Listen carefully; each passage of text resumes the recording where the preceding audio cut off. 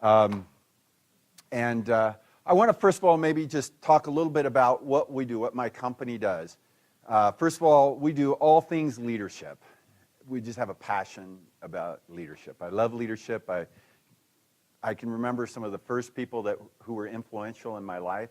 One that comes to mind is my 7th grade baseball coach, who was able to get stuff out of me that probably I didn't know was even inside of me. And I just, from those days on, I really began to appreciate what this thing called leadership really is. And so we do all things leadership. We build leadership development programs, we do seminars, we do coaching, just about anything you can think about in that space. We also do strategic and executive coaching. Specifically, I'm very active in the strategy space. So I help companies take their strategy, I help them build strategies, but what I really like to focus on is how do you take a strategy and make it real? Make it something that people are working on, that you see results, and then it's tangible. So that's my focus, is strategic execution. And then we do a lot of business problem solving. I've worked in all kinds of industries and all kinds of parts of the organization, and what I like is there just isn't any problem that I don't like to just take on and think our way through. And I find that problem solving is an ability to think and to apply knowledge and to do research, but really move through a problem to a solution. And I love doing that. So we do that. And then we also do a lot of technology innovation, always innovating. I'll share with you some app that we're working on. We're always working on something. And in my experience in the corporate world, that is a lot of what I did, was on the leading edge of technology, whether it was with networks or software or process improvement or product development. It was always on that leading edge stuff, and I just like being out there. So that's what Leaders 24/7, this is what we specialize in and what we like to do. But today, you're here to think about self-healing organizations and how to tap into the organic potential of your teams. And I really emphasize this idea of organic potential.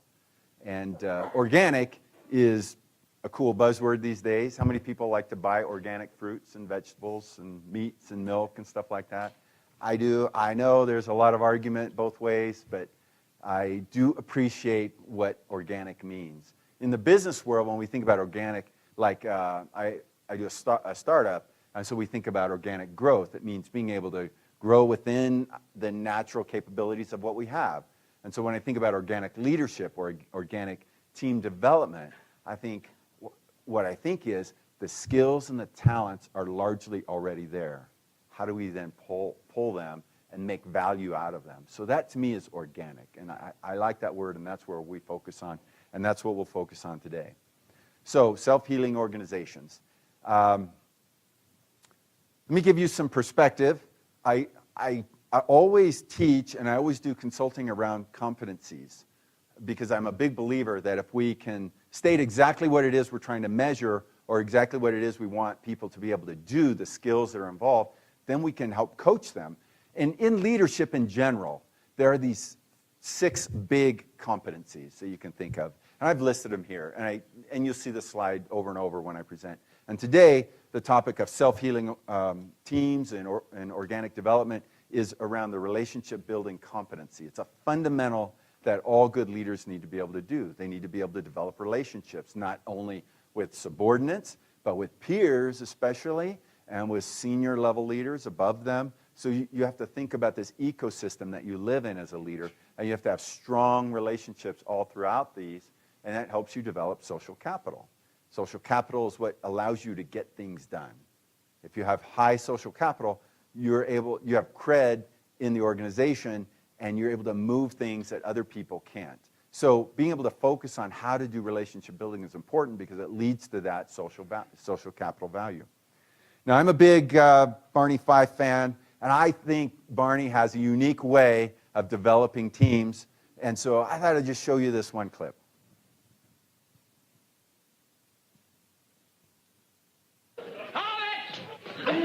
Get back here.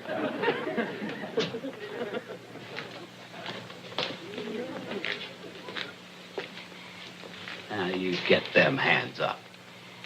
I forgot to set this up for you. So Barney is trying to deputize a couple of people so that they can help him become a team so they can protect Andy, and because there's somebody making a threat on Andy, the sheriff's life. And so this is what's going on. He's trying to get this team together. You're both going to be deputies whether you like it or not. Now let's take it from the top. As a deputy of the county of Mayberry, I swear to uphold the laws and regulations therein set to by statute 426C, county rules and regulations put there by this date, city of Mayberry, county of Mayberry thereon. All right. Now this is going to be a plain clothes operation. I got a brown suit. It's pretty plain. Yeah. We got to protect him without him knowing it. Oh, it'll never work, Barney. It'll never work. Will you listen to me? Will you just listen to me? Will you do me that favor and just listen to me? I've got a dark gray one that might even be... Hold it, your attention. I didn't know that.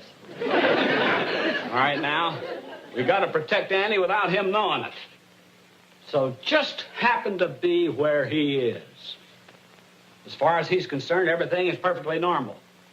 But every minute of every day, one of us will be standing by to spring to his side. All right, well, just a short clip. And I saw that this morning. I thought, okay, I need to share it with everybody here at this meetup because it just reminded me there are different ways to approach teams. Has anybody, and you can show your hand, we won't laugh at you because I'm going to raise my hand. Has anybody ever tried to lead like that? That's it? Just a few of you? The rest of you are far superior to the rest of us? Okay, well, that's cool. Good for you. I have tried this method a couple of times. I've got a few embarrassing stories, one with family. It doesn't work on family, by the way, very well at all. And, but I tried it in the Marines. I tried it in, because what happens as a leader, you just get so frustrated. You're like, oh, will you just listen to me? If you'll only listen to me, we will be successful. Well, this just doesn't work, but it is funny to think about. So let's do something interesting. To me, it's interesting. I want to do a poll. So you can either take out your computer or your phone. In most classes, you're told to put your phone away. I want you to take yours out, and we're going to do a vote. And here's what the poll is. Escape out of that. So what you do is you will text to 37607 and then enter the letters GW08. And that'll get you, and then you'll receive a text back that says, okay, you're now in the poll. And then once you're in the poll, answer this question. What is the biggest team performance issue you face? And it can be a word or a couple of words where you see how it's going along here. Now, these responses came from some of you already in my meetup invitation. You took me up on answering that poll question I asked. And so I put these up here so we could start to see some of the thoughts that are happening with people in terms of what's frustrating to them about teams. So let's do this. It'll take a second. Show us some interesting data.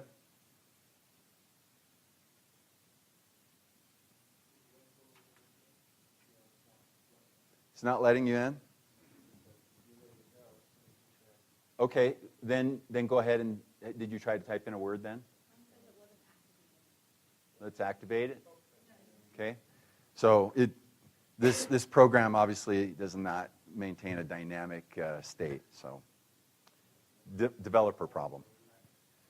So answer the question up here that's in blue. What is the biggest team performance issue you face? Here, and I'll read some of these off that have been coming in. Practice collaboration. Team members taking ownership of assignments. One person isn't pulling their weight. One player shows the rest of the team down, slows the rest of the team down. Multiple directions within a team. Command and control from leadership. No team decisions are respected. Inability to retain high performers. Attention span distracted by web surfing and games. Sounds like a family problem. Agents asking for help rather than owning their knowledge and using available resources. Self-awareness, scope creep, new product training. Slow team members dragging the rest down. Some are always distracted. Wow, this is interesting. A lot of these. You can see now we're starting to get a trend here. I love this software By the way, it's free for up to a certain number of users. It's called Polev, so you can go out and begin to use it. We use it at the university a lot. I use it in a lot of seminars I do. But you can do a lot of different things with this to help create some engagement and discussion. Conflicting priorities. All right. I'm getting a sense for a theme, and the rest of the content that we go over today, I think, is going to start pointing towards this theme and give you some ideas on how to help these. And clarity of work, task prioritization. What I will do is I will capture all these, so you can keep voting, and I'll send them to Kevin in a spreadsheet, and you can work with them, you can share them around or whatever. So you can keep voting if you want. In the meantime, we'll just keep going. Okay, so Kevin mentioned activities, so here's your first exercise. Is what I would like you to do is I would like you to reflect on the first high-performing team that you were on. Not necessarily that you led, just your first experience with a great team that just was high-performing. Could have been a marching band in high school, could have been a quartet, a string quartet, could have been a theater group, could have been a basketball team, could have been a scouts, could have been at work, could have been in your MBA program. Actually, they don't exist there. But, so, are you getting that? I want you to write it down. I want you to journal in some way. Take out your phone, make a note, do something. Because you're thinking now, and you've got some thoughts, but you'll forget those thoughts later. Right now, I want you to start thinking about this team that you were on that was awesome. Now I want you to get back to that team. Mentally, take yourself back to that team. So I'll give you an example. For me, I have had a lot of these, but I'm just thinking about my high school basketball team. And we clicked. We knew where everybody was on the floor at all times. It's like we had eyes in the back of our head because we grew up playing together. And then we grew up on the varsity team. And sometimes the scores would be so outrageous we'd beat people by 40. So it would be embarrassing at some point.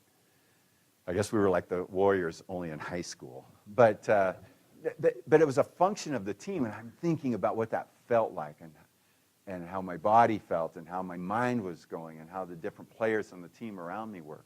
Think about those things. What were some of the characteristics now that made that team that way? And I want you to capture that. What are the characteristics that made that team so special to you? And as I just share openly with myself, I think one of the characteristics is that we just loved that game. You didn't have to make us practice. You had to make us leave the gym. And we would sneak back. We found ways to get back into the gym. So we loved it. We watched it all the time, always watching basketball. We hung out together. So what we did on the court was also a function of the fact of what we did socially. You know, those are types of things. We were all fairly bright.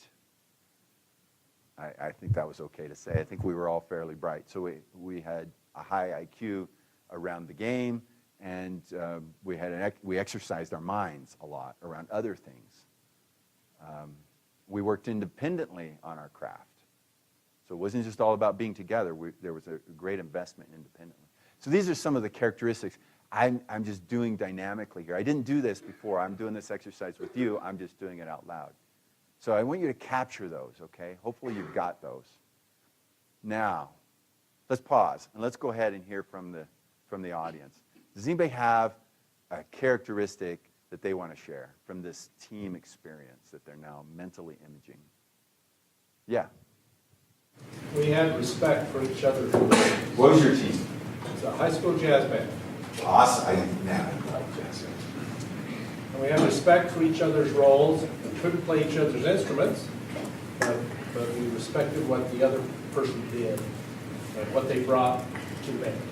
That's a great comment. So there's like this social awareness within the team of what everybody's role is and why that's important. That's awesome. Let's do another one. Yeah.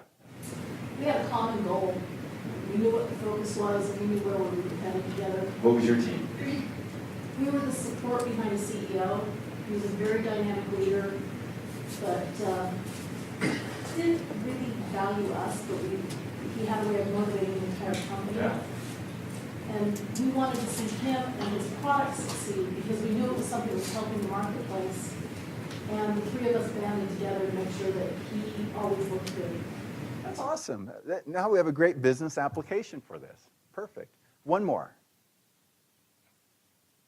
Anybody else bold enough to share? Yeah. It was a school group in a re-engineering class. We had to Okay. build certain things. But High school or university? University. Okay. But we didn't overcomplicate the solutions that we're going for. Simplicity. And it was in engineering? That is excellent. Really cool. Good, good. Okay. Well, you got the feel of this. This is really important. You should journal this out. You should end up with a page on this topic. If you're really interested in improving your team, you should end up on a page on this, capturing these elements of what a great team was like. Hopefully everybody here has been on a great team at some point. And if you haven't, that's sad. We'll get you there. Come see me. I'll help you get onto a great team. I'll sign you up to coach a soccer team in the PG or something like that. We'll get you going on a great team. Anyway, okay, exercise number 2. All right, I want you now to shift gears, and I want you to think about what is one blocker happening on the team that you're frustrated with. Okay, so think about a team you're frustrated with, and what is blocking their success as a team. One thing. In the full exercise, the full workshop, you build this out also. We started thinking about these blockers, and we identify them, and we figure out how to solve them. But it's important to understand blockers. So if I think of a team that I'm frustrated with and blockers, I go right to the fact that the leadership of the team has too much ownership. It's blocking all the team. Sounds like a problem, but it's a real blocker because the real blockers are that the team members can't move without the leader moving with them every step. So that's the blocker, is like this lack of independence. Anybody want to share a blocker? Yeah. I would say working in silos. Working in silos. And products rely on each other to be influenced in some way, but we can't effectively hinge and work with a team when we need this work together. Excellent. That is probably a very typical blocker. Yeah, one more. Not everybody has the same level of motivation, and that translates into different levels of commitment. Excellent. That is really good. We're going to get on to both of these. So good. So you see the idea. So identifying your blockers is important. Now let's go one more step. I want you to think about an individual on that team that's not committed the way you think they should be committed. So there must be somebody interesting over here. We will not ask you to share that person's name. Oh, okay. Well, that's great. We still won't ask you because this is going to, we're recording this and it'll go public. Yeah, okay. All right. So we're thinking about an individual. Now, what's blocking them? I want you to dive deeper, okay? So you just gave us an example. Somebody's sick on deployment day. I want you to be as creative and insightful and use as much psychology as you can bear to try to get in the mind of that person. What's blocking them? Be compassionate also. They're not, most people are good people. Most people don't just wake up in the morning and say, yeah, I'm going to be a jerk today. I'm going to try really hard not to do my job. I'm going to make sure my team is let down. I'm going to make sure that the company product doesn't advance. I don't know a lot of people like that. In fact, most people I know that find themselves in those situations are frustrated and they're sad. It's discouraging. So what is it that's driving their lack of commitment to the team? So I've coached a lot of varsity sports, and we've seen tremendous athletes. I can tell you this story where we just won the league, the district, and we were rated in the top 10 at state, but we had a kind of a thin team, and we had a great quarterback. It's my son. He was a great quarterback, and we had a halfback that was just, he had that extra gear, was faster than anybody else on the field at any given time. And we just won the district, and then we're like, okay, and this is not in Utah, it was in Oregon. The head coach gives everybody the lecture, no drinking, no alcohol, go home, celebrate by watching the video. Don't go do wild, crazy things that seniors and juniors do. Well, this halfback went out and drank. It got reported to the principal, and the principal did what he thought he had to do, and the kid was now off the team for a whole game. It just happened to be the state playoff game that we didn't win, and he was the difference maker. So he let the whole team down. And you have to ask yourself, what was the commitment?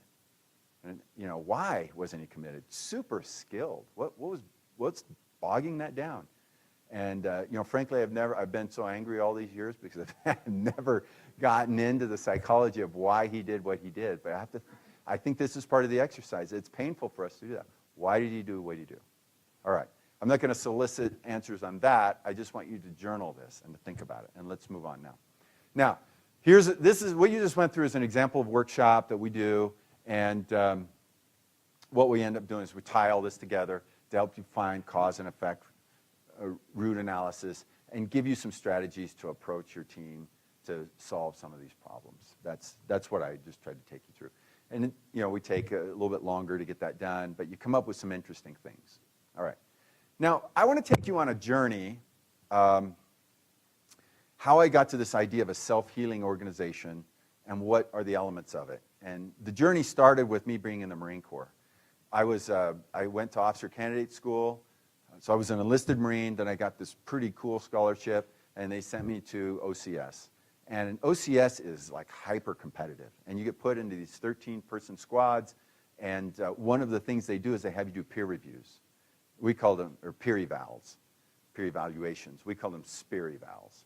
Anybody ever been in a spear eval or a peer eval situation? Do peer reviews? Yeah, it's not always fun, right? Certain ways that it's done. Well, so we have this group of 13. We're supposed to be working as a team, but yet a fairly heavy portion of our grade goes to how we're rated, forced ranked in our peer evaluation. And so I remember being on a run one day with this one person who was just crushed, and he just started opening up to me that he was 13 of 13. And he didn't understand why.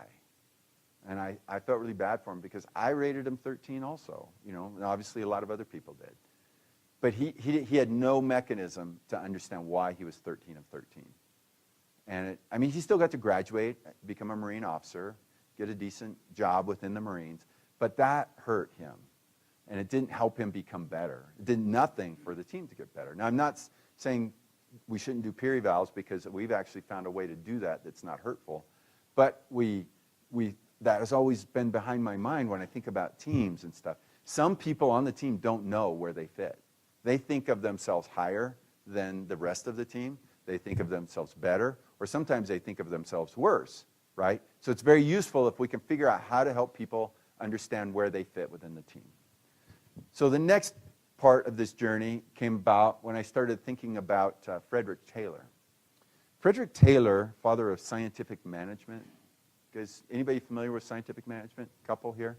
It's an interesting theory, has a ton of relevance, especially as we burst into the Industrial Revolution, and it's important to learn how to optimize and be totally efficient in our manufacturing processes. It still has a lot of relevance today, and we actually use a lot of scientific management techniques in our leadership and management theories. But Frederick Taylor came up with a couple of things that I thought were just fascinating, and they just made me think about teams. One of the theories he had was this theory called soldiering. Now, soldiering didn't have anything to do really with being in the military. It had this to do with this idea that a person would give only as much effort as they felt was warranted for their role, based on factors of compensation. That's what Taylor focused on, was factors of compensation. But there are other factors around that. So in essence, a person will give as much effort as they feel they're being compensated for. So if I feel like I'm worth $100,000 in my annual salary, but I'm only getting, say, 75, I'm only going to give you $75,000 worth of effort. Now, what is that line? Well, only I know, and it's very instinctive, and I don't even calculate it. It's just, an instinct. It's a natural thing. So Frederick Taylor understood this. And he went about to prove that idea by, he did some things with coal, with processing coal. And he thought, you know, I'm going to take one group and I'm just going to pay them their hourly rate of, 98 cents an hour or 20 cents an hour, whatever it was back in 1925. And then he took another group, said, I'm going to pay them based on how much they get done. And so then he looked to see which group performed the most.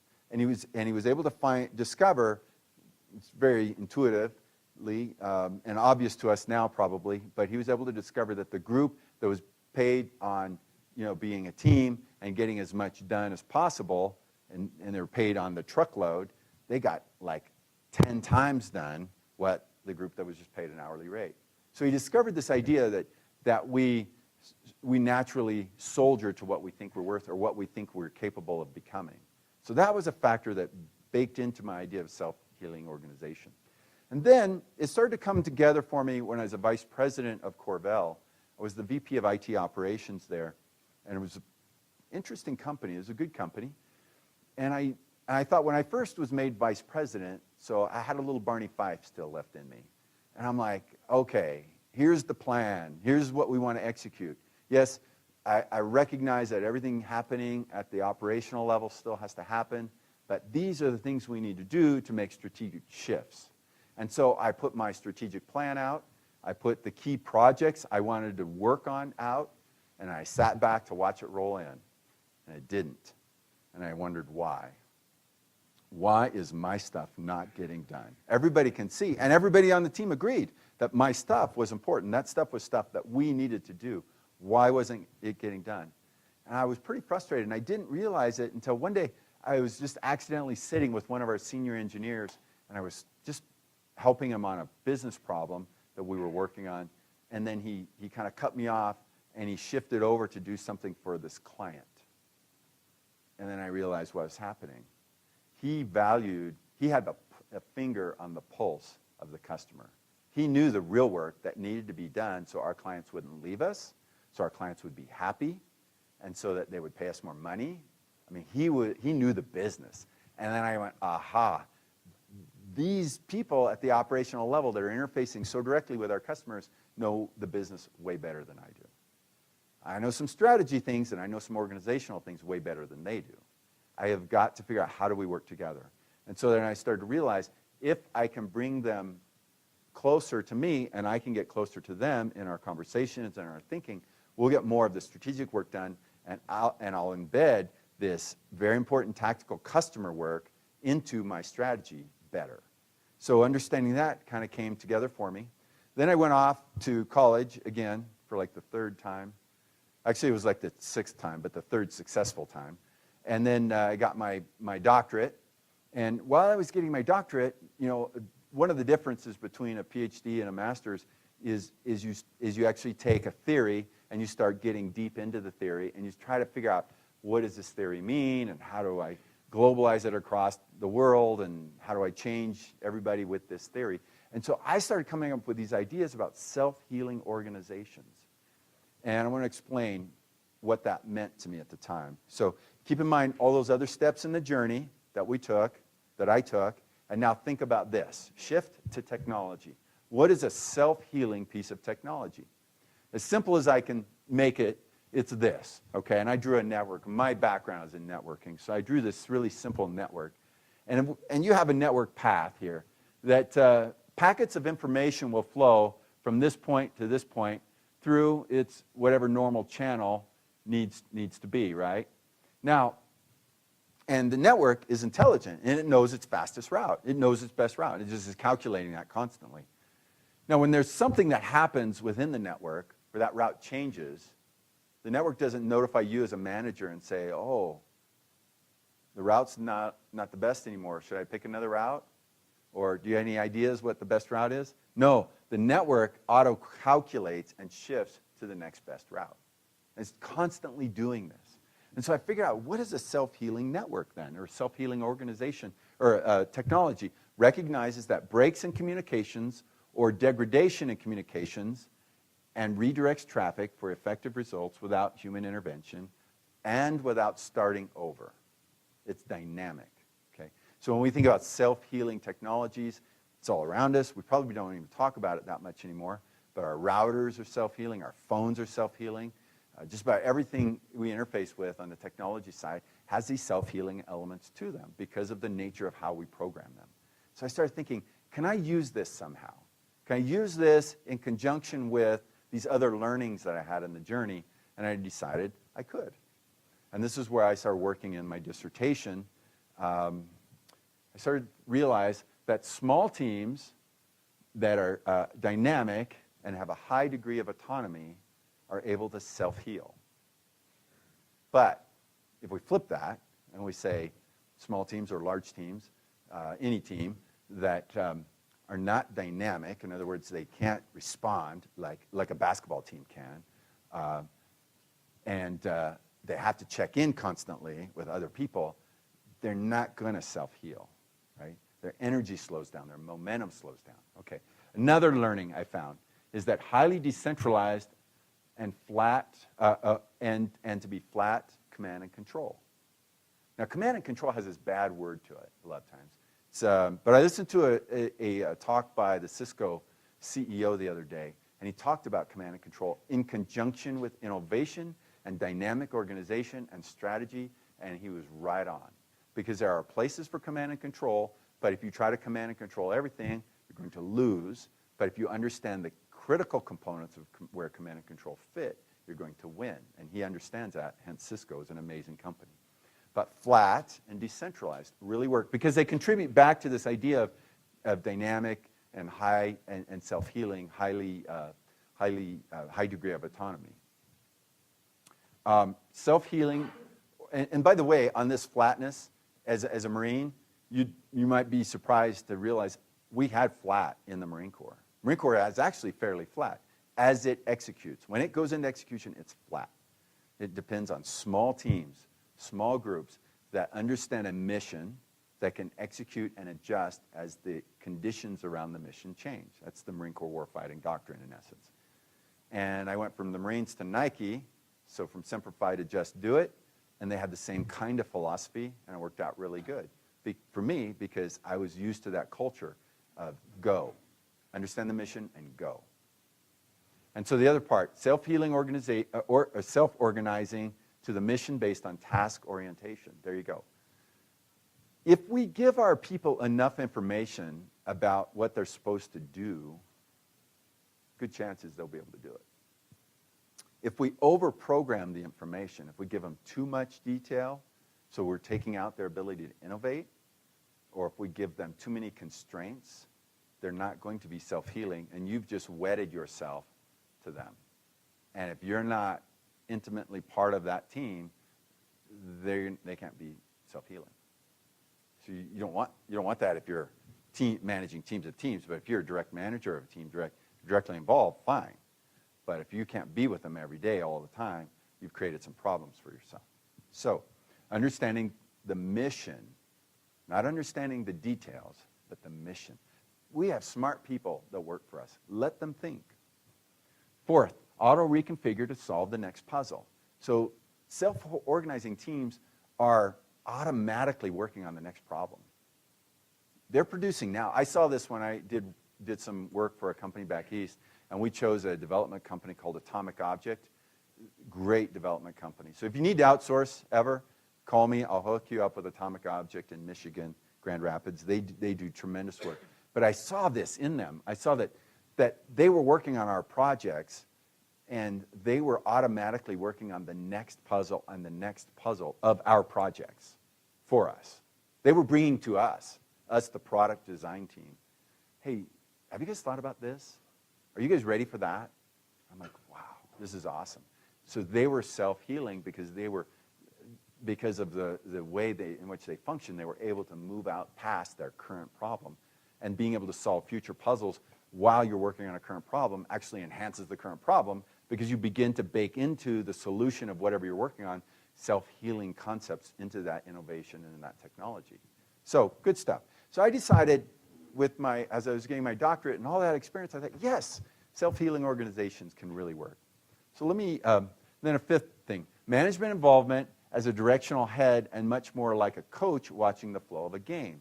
So I tied in my athletic background and realized I, as a coach, had kind of this unique role with my team. If I think like that as a manager, I'll be better off because I'm actually invested in what the team is doing. So I'm actually with them versus directing them.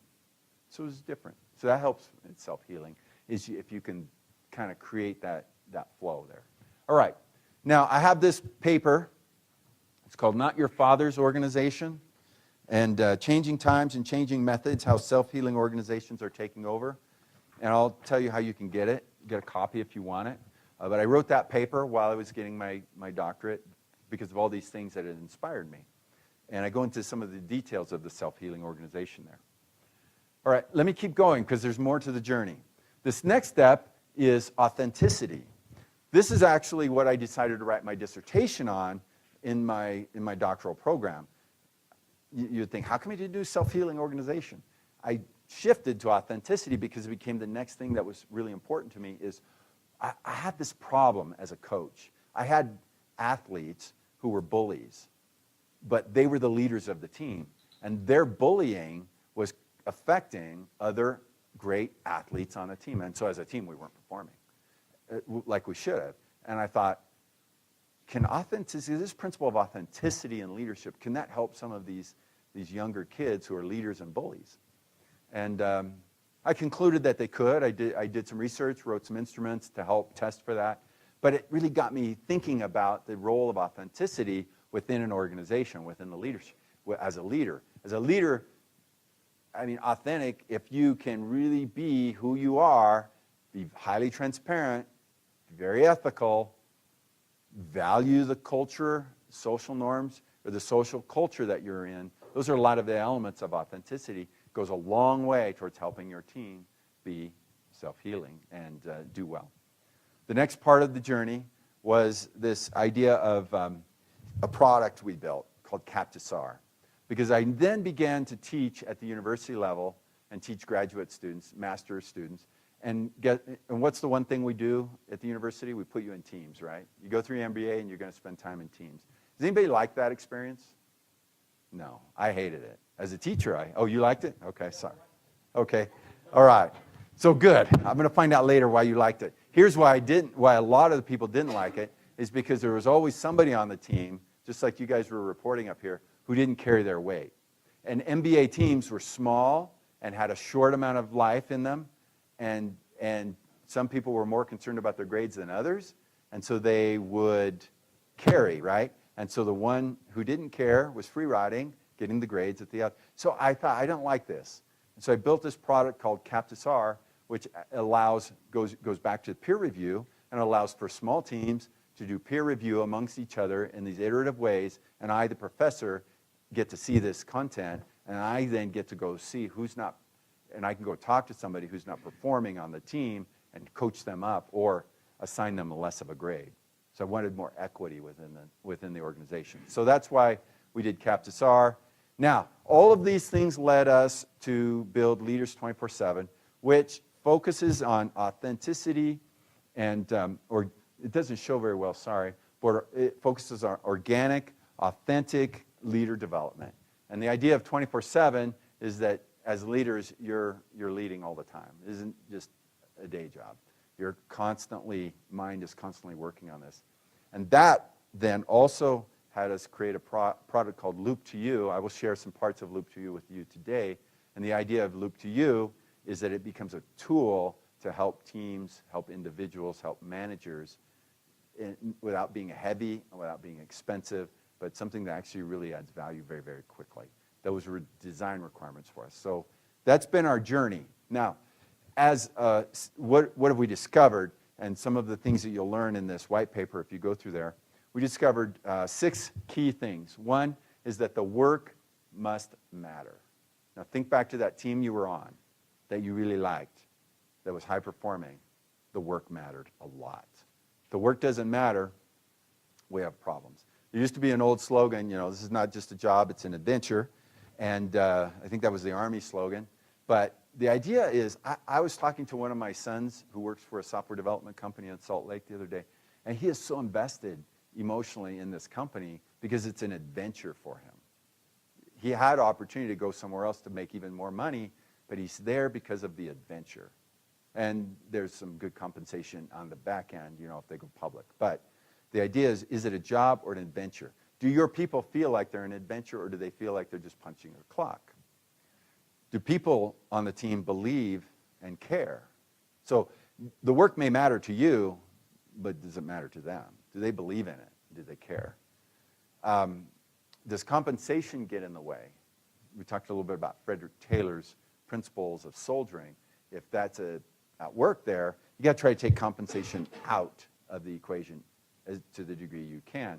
But I can tell you that it gets in the way all the time because people are constantly assessing their value.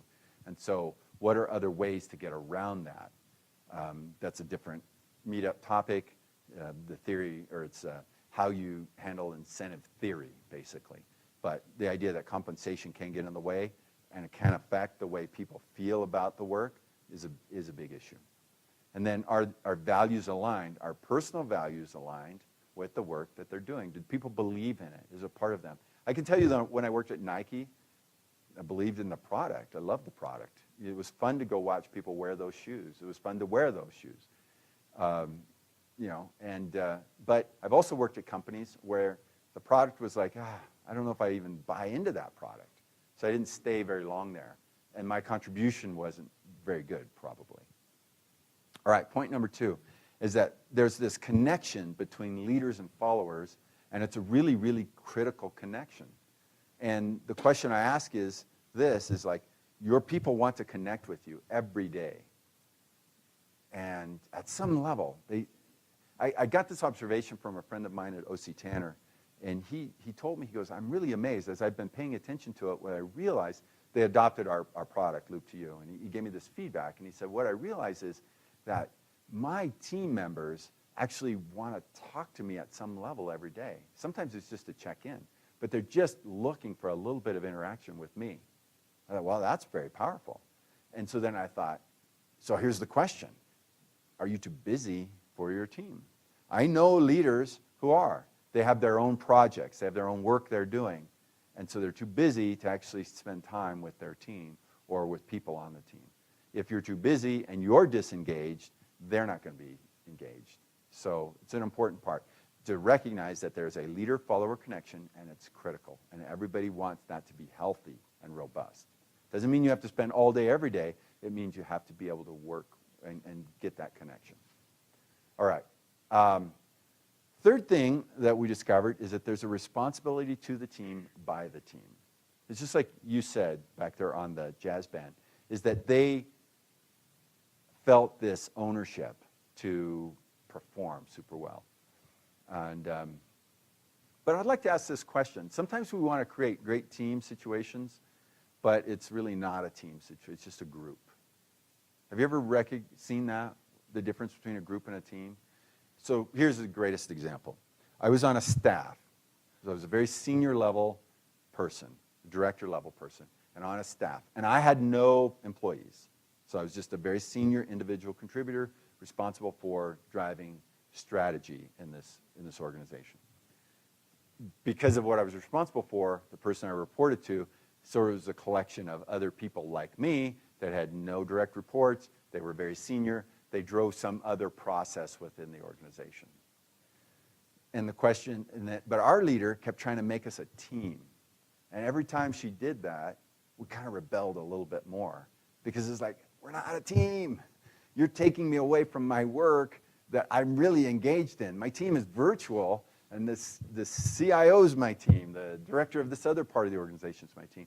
So it was very, very frustrating to be tried to force into a team where there was no team objective, right? So if she put us into a team, I tried to tell her this. What do you think a team is? A team is in for, fill in the blank. We'll do this. I've been doing a lot of talking. What is a team? How would you define a team?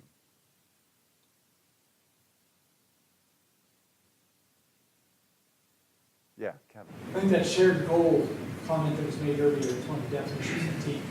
You're working towards the same thing. Yes, you're working towards the same thing. You're playing on the same field trying to win the game. You're in the same group trying to do a great performance. You're on a product team trying to deliver a product, right? You can tell when you win, and you can tell when you lose. So if you're a team that doesn't have those characteristics, you're not really a team. You're just a group, and it's okay. You do need to coordinate and communicate, but you don't necessarily have to act like a team. So you have to understand, are you a team or are you a group? Do you want to be a team? If you wanted that group to be a team, you have to change some things then. You have to change some structure around what you're after at a higher level so that group can become a team. But you're not going to get a team effort if there isn't a common objective and a common driver there. All right. So another point is, are there things within the organization that organically foster team success, that encourage team success? Let's talk about Freeriders for a minute. This happens on teams when we say responsibility of team by team. Why are people free riding? Is it an ability issue? Is it a desire issue? Is it just that they're bad people? Are they not aligned? You know, do they have personal problems? I've seen that. So to understand, there's this concept out there called shared leadership, and it's kind of new theory type stuff. It's pretty interesting. One of the ideas that they're pulling up out of that theory is that if leaders know their people directly and know about them more and what their drivers are, what their interests are, they're likely to perform better because the leader will also be able to tap into the skills and capabilities better because you're learning about your people.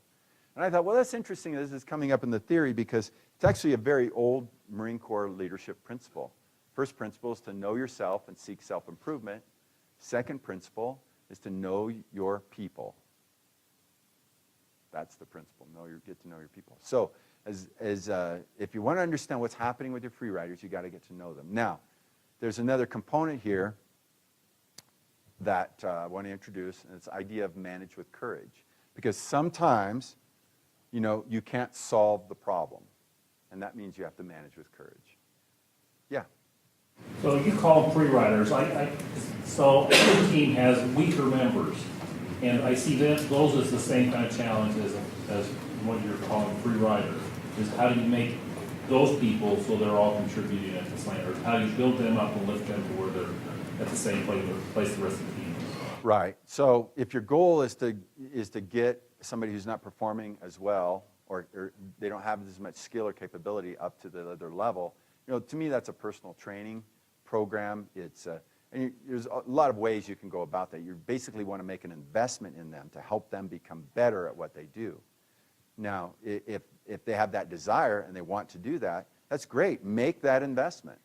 But if the problem is they don't have the skill and they don't care to get the skill, then you've got an attitude issue and you probably have a manage with courage scenario on your hands. So you have to decide what this is. I think I always try to go towards let's invest in people as much as possible. But at some point you do have to have hard conversations.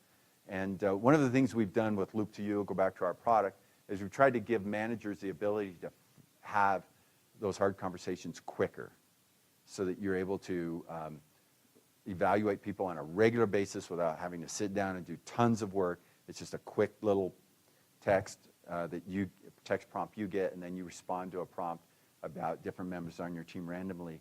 But over a long period of time, you're building an evaluation, right? And so when you have a trend of somebody who's not doing well, you can start to intervene on that earlier than waiting for the 6-month or the 12-month annual review.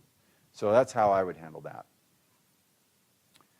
Fourth lesson is that personal success is huge. Okay, so my dad was a construction worker, and he made me go work with him a lot. I was free labor. So for a hamburger and a soda, he got a lot of labor out of me every day during the summer until football season started. But anyway, one of the things about construction work is fascinating is you can see your progress constantly. So my dad is building something, and every second of movement is increasing the visual appreciation for what you're doing. People like that. People like to think they've done something cool, that they've built something, got something done. We live in a knowledge era. We work with information and technology mostly. And we don't always see that we get something done. We don't see that progress. Now, here's the scenario I can paint for you, that knowledge workers are working on a project, and they get about 1/3 of the way done. And then management comes down and says, sorry, priorities changed. Or, ooh, sorry, gotta shift that. We're not gonna, let's put that on the shelf, we'll come back to it. Let's do this other thing because now it's more important. When that happens, I'm not saying there aren't business cases for those types of things to happen, and I think there are ways to handle it, but here's the effect of it happening. Morale goes down, and people stop performing. They start soldiering more and more, right? So to the extent that you can help people feel successful with what they're doing, it's great. I know you guys are doing a lot of work with Agile. One of the huge values of Agile is small incremental successes. So you don't have to put so much on the shelf to dust it off later. So you actually have wins, people can feel good about it. But I've personally been involved where I was working on a big project. It was a strategy project. And about, 2/3 of the way through, a leader who knew for a lot longer than that we weren't going to do that project finally came to me and said, yeah, we're not going to do that anymore. Yeah, totally demoralizing. So that's the fourth thing we learned. Fifth thing we learned is that management should engage like a coach. One of the things that management can do, if you think like a coach, is that you can align to strategy and make sure there's a connection from strategy to local strategy to execution. Management should be paying attention to that. Managers have a lot more power and capability than they think, and so they should play that role to make sure that the game you're playing or the work you're doing does indeed fit the structure of the organization, so we don't get those disappointments. And then another thing a manager has to pay attention to is equity and fairness. When people start feeling there's lack of equity on the team or there's not fairness, they stop contributing. And manage with courage, which we just talked about. And then, finding what is the right involvement. So for some teams I've been on, I've been like a team member, being there. But if you're going to do that, you have to do that every day, all day. You have to be with them.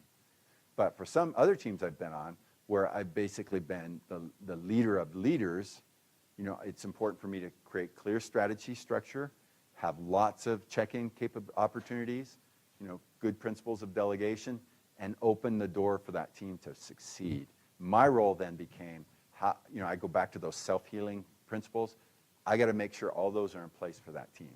That becomes my role, is servant to the team to make sure they can do the things they need to do, and I have to trust them. So the sixth and final is that Mintzberg was right. So any of you that studied management theory at any level in college probably came across Mintzberg. And I took a portion of his theory here to say that he was right. There are 3 layers of an organization. He described these 3 layers plus 2 other pieces of it. So he has a 5-layered model. But I just grabbed the 3 layers here to show you. And you've got this strategic layer, a managerial layer, and an operational layer. Sorry, I did these in black thinking they'll show up better, and I was wrong. So that's what it says up here: strategic, managerial, and operational. And strategic layer is where you create plans for success. Managerial layer is execute plans, adjust, and develop people. Operational layer is tactical execution. Okay. Now, so what goes on in an organization, the way you manage depends on what you see depends on where you are in the organization. So if you're at the strategic layer of an organization, you see things differently than if you're at the operational layer. And that's just a fact. And so you need to be aware of those. That's something that we've learned, is if you're not aware of where you fit in the organization on these 3 levels, you'll make decisions or you'll have perspective that might not fit the bigger picture, okay? And that can then also be frustrating. And then, and people tend to set their own constraints. I was talking to a group yesterday of very senior managers, just below the executive VP level, and trying to help them see that they were their own worst enemies, in essence, because they were asking questions like, the strategy that the executives have come up with, I'm not sure, we don't understand that strategy. We don't know how to execute it. And they're sort of sitting on that. And I was like, well, you guys are constraining yourself. How come we don't go back up and talk to the executives and gain clarification? How come you don't begin to interpret the strategy and drive it based on your interpretation? And I said, in reality, the executives have hired you at this very senior level in the organization to help cause the cultural changes that need to happen in order for the strategy to be successful. So you've got to unravel these things. And that was an example of them being self-constrained, putting constraints upon themselves. This happens at all levels of the organization, and so you got to think about that. I had a conversation, I interviewed the CEO of Workfront a few months ago for a podcast I do, and I asked him this question, what advice would you give to middle managers? And that was his answer. He goes, look, middle managers don't realize how empowered they are. They can do way more. The management of organizations can do way more than they think they can do. And so that's a thought I want you to remember, that you can do that. All right. So kind of getting down to conclusion a little bit, I want to tell you about our tool and what we've done to help solve some of these things. And you're welcome to look at the tool. But what we've recognized is that individuals, so just at the team level, let's go back now to being self-healing as a team. At the team level, we realize it's comprised of individuals. Individuals feel they have successes, and they know they have blockers, things that are keeping them from being successful. And at the other side of the coin is we have leaders who want to give dynamic feedback, but most of the structures that come through performance review processes don't really facilitate that very well at all. And we know the pain feedback, through a formal management process can be sometimes. So we put these two together, and we came up with Loop to You. So as an individual, you basically get a prompt once a week that says, hey, what's blocking you? And you also get a prompt saying, hey, what has been a success? And you could ignore the blocker if you don't have one. But what we're finding is that users that are using this are actually using this as a journaling experience where they're tracking through, over a long period of time, they're actually able to see all the successes they've had. And they feel good because now they got all their successes.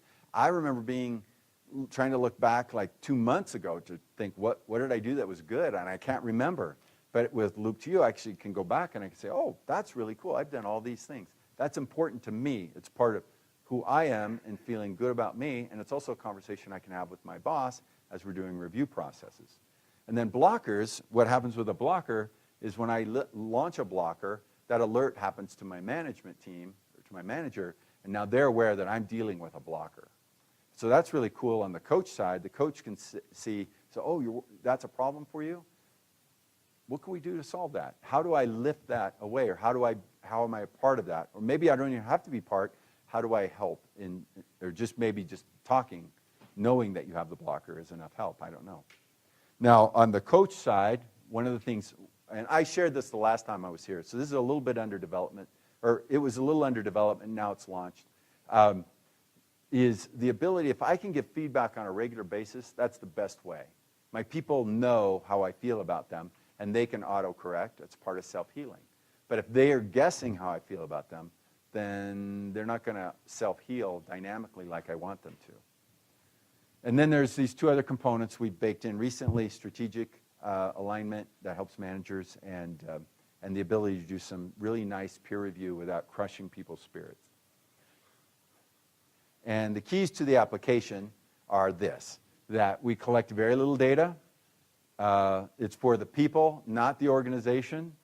It's based on the trenches, because I've been in those trenches, and so we look at it from the perspective of an individual on a team that's trying to be a high-performing team, and we keep the costs super low. So actually, if you go out to our website, the prices aren't even up there correctly now.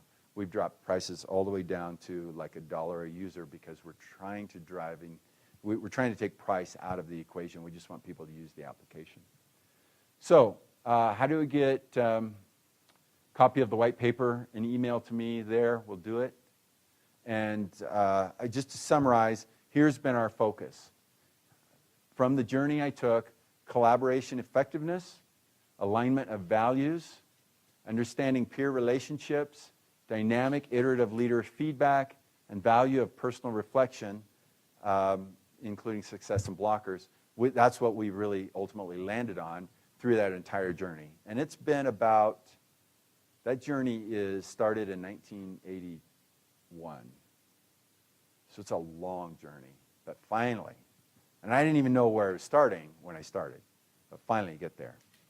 A couple of things that we offer from service perspective: workshops, self-healing workshop, which you got a little flavor of today, but it's far more integrated. I mean, it's a lot of work. You roll up your sleeve, you actually do a lot of work rather than me talk.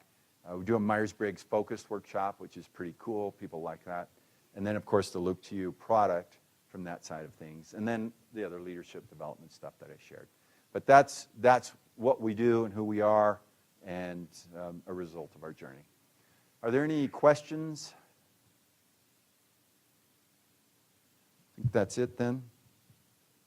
Thanks. Thank you, Gordon. Thank you all for being here and for your attention. If you'll notice on the front of your tables there are satisfaction surveys. We use those to help us understand what things click for you guys and which things maybe don't. Would you please just take a minute? There should be a pen there handy. Fill out, there's just a couple questions there, comment opportunity there. And then if you happen to sneak in without putting your name on the sheet outside and sign in, we track, in order to, part of it's get to the food right. We know how many people say they're going to come, and then we keep track of who does actually come. So we compare to the other list, and we do have some that didn't say they were going to come, and they come anyway, which is just fine.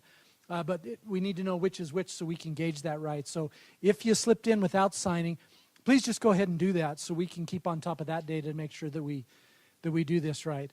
Gordon, again, thank you. We appreciate the input and your expertise and help.